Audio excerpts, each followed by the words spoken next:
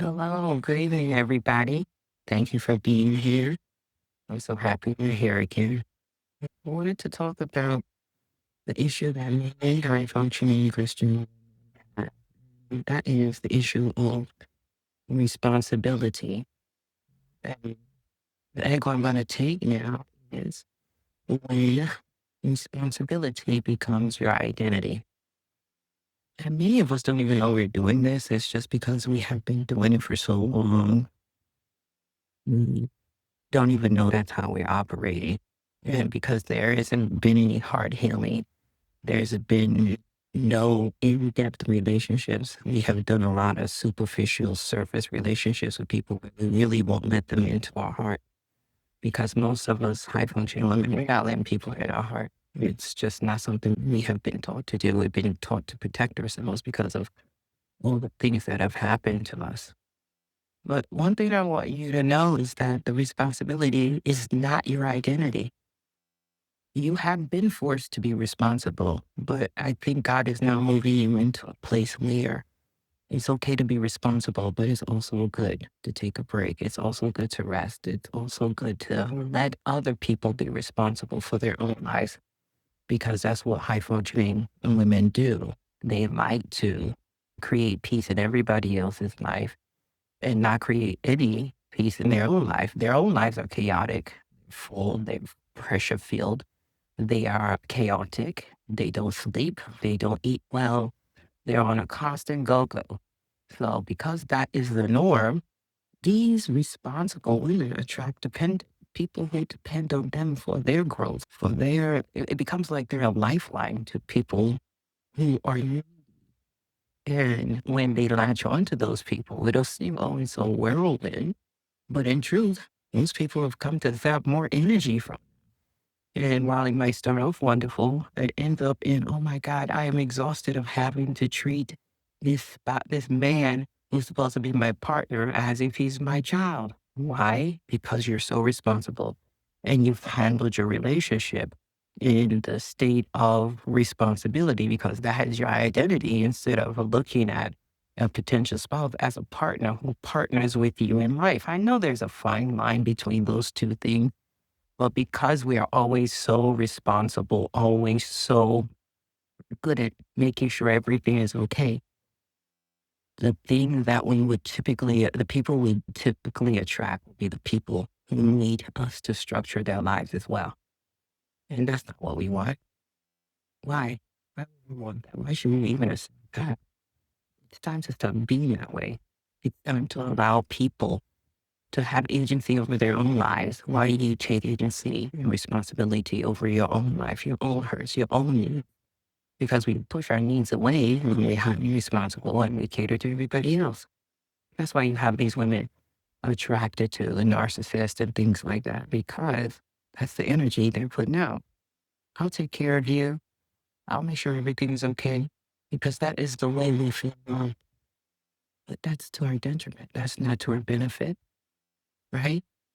Another thing responsible women, overly high functioning responsible women do is that they secretly fantasize about escaping. They don't know where they want to escape to, but they know that they want to escape.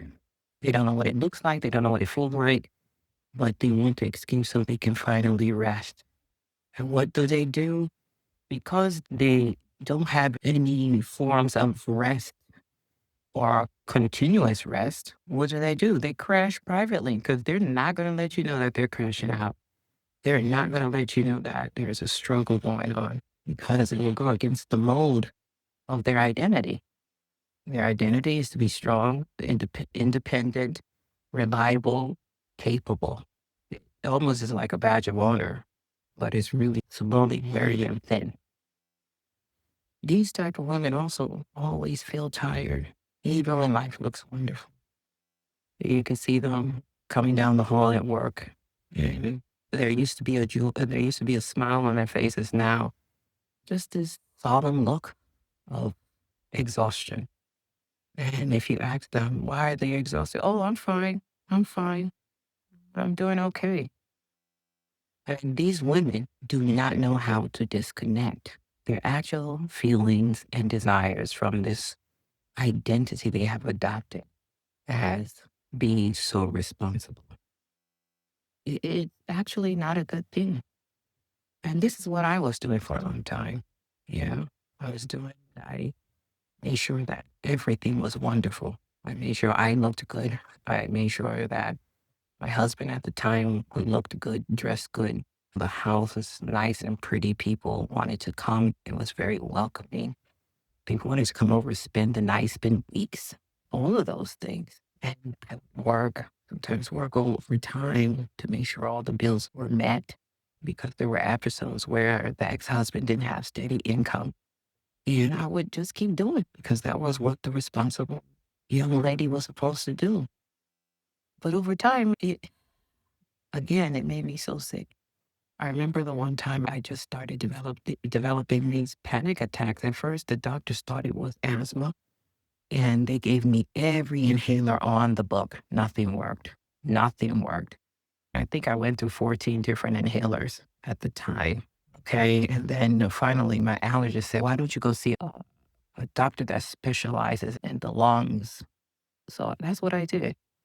And when I went to go see this doctor, they did these tests, they ran the measurements and did all these things. And they finally told me, you know what, you don't have asthma.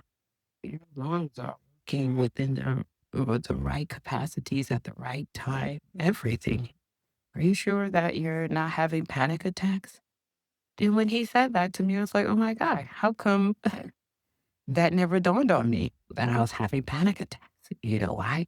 My body couldn't take the pressure of everything I was putting it through. It was just, my body was revolting. It was like, you know what? I need you to slow down. At that time, I stopped eating because I was having huge financial issues. We had just bought a house that we couldn't afford. But again, because it looked good, I went into it without even taking any precautions or thinking about the consequences of my actions. And I went into it solely because my ex-husband and his aunt said that was a thing we were supposed to do. And highly responsible people don't have boundaries and we people please. So I wanted to please them, wanted to make sure things were okay. So I went along with it, even though everything was in my credit at the time. Everything we owned was in my credit. When it started getting sick was because the pressure of what we were owing was building up. We owed so much money. And again, like I said, I was the only one who had a steady income. It just became this torment of how are we going to pay all these bills? And that's when I started working overtime. I wouldn't eat, I couldn't sleep. And then I developed these panic attacks that my allergists thought were asthma attacks. And that's what we do when we're overly responsible. We don't step back and assess whether the situation we're trying to put ourselves in, whether it's conducive to our moods, our temperament, our finances, our needs, our wants. We don't assess that. We just make sure everybody's okay and then we get ourselves into the hole. Can I tell you what ended up happening to all that house that we had? I ended up having to file bankruptcy.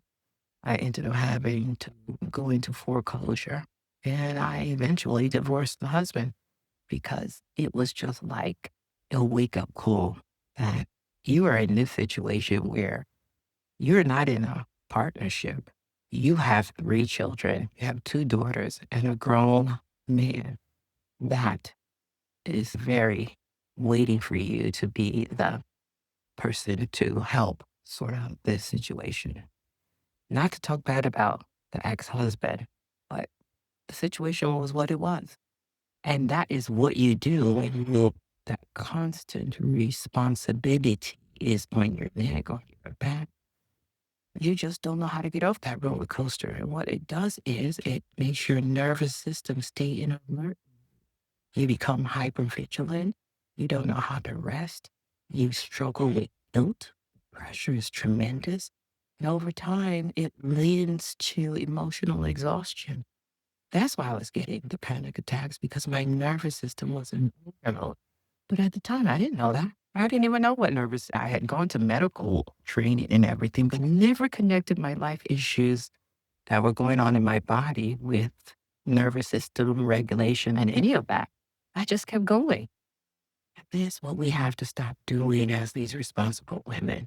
We feel alone. We feel like nobody understands. We feel like there's nobody that understands what we're going through, so we keep it in.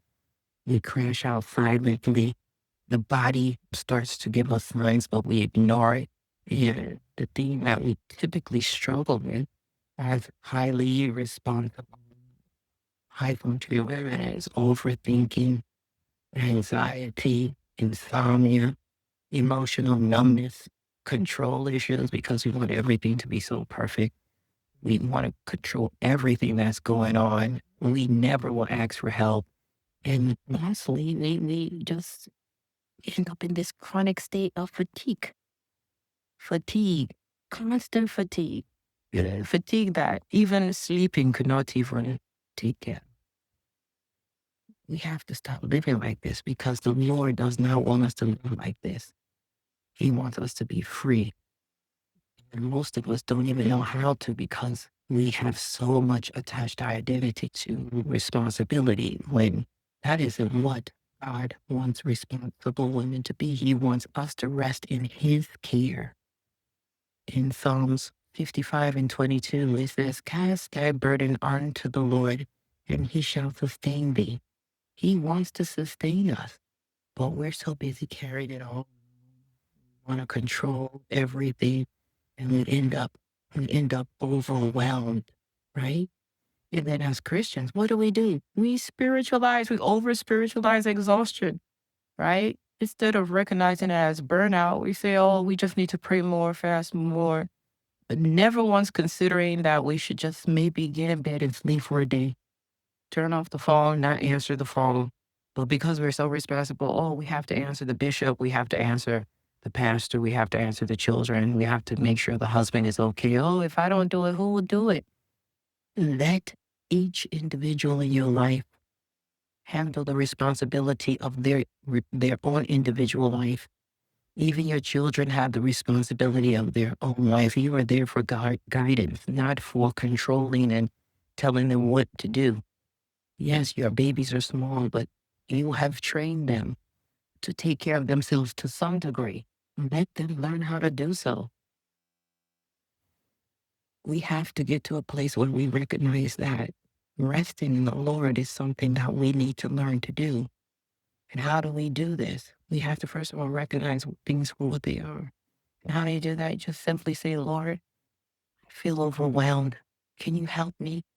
Can you help me to open my heart to the help that you want to give me in this season of my life? Because I don't want to be living from exhaustion all the time. That's where you start. Because if you're living from exhaustion, you're cranky, you have brain fog, your body is acting funny, you start having aches and pains that you never recognized, panic attack, like I told you I had. Why do we want to keep living that? And as you get older, those symptoms become worse. They become autoimmune diseases, they become high blood pressure, hypertension. Some even develop into cancer. Why do we want to do this to ourselves? We have to get to a place where we don't do this anymore.